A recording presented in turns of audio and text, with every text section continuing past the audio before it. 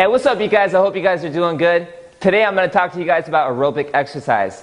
Now, when we think of physical exercise, we usually like to split it into two different categories, either aerobic exercise or anaerobic exercise. Now, we often like to associate aerobics with the gym lingo cardio. You might have a friend that always tells you that he or she wants to go out and do some cardio. Chances are that he or she means that they want to do a long duration exercise of relatively low impact. Aerobic exercise is usually low impact and long duration. But it doesn't necessarily mean that aerobic exercise has to be low intensity. There are some aerobic workouts out there that are pretty intense. To summarize it, aerobic exercise is any activity that you can sustain for more than just a few minutes while your heart, lungs, and muscle work overtime. Anaerobic is the opposite of aerobic, meaning that it's without oxygen. Usually anaerobic exercises are high impact, things such as sprinting, jumping, weightlifting, and you're more likely to get injured as a result of performing anaerobic exercises. But if you're careful, you can prevent many injuries. Among the recognized benefits of doing regular aerobic exercise are strengthening the muscles involved in respiration to facilitate the flow of air in and out of the lungs, strengthening and enlarging the heart muscle to improve its pumping efficiency and reduce the resting heart rate, known as aerobic conditioning. You don't want a weak heart. That will lead to your body starving for oxygen. I know many of us are young, but you're never too young or too old to start taking care of your heart. Today, in the second video of the series, we're going to be talking about the difference between muscular endurance and muscular strength.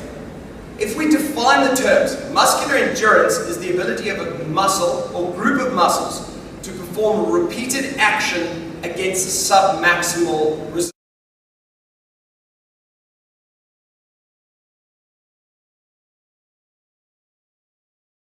If you look at strength, it's the ability of a muscle or group of muscles to overcome maximum resistance.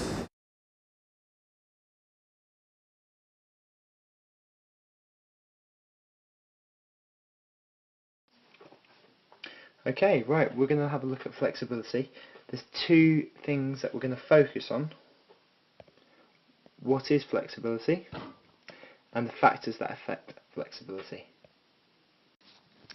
The first area we're going to look at is flexibility. The definition of flexibility is the range of motion around the joint or a series of joints. There's two types of flexibility we need to know. Static, which is the range of motion around the joint without accounting for speed, and dynamic, which is the range of motion around the joint which occurs in the performance of a physical activity. Okay, the next couple of factors we're going to look at here is gender, age, and muscle mass. First we're going to look at gender. Generally, female athletes are more flexible than male athletes. The next one we're going to look at is age. If you look at the young lad here, he's demonstrating a sit and reach, showing good flexibility in his hamstrings. If you compare this to the adult sat next to him, he isn't touching his toes, therefore showing the young lad has better flexibility than the adult.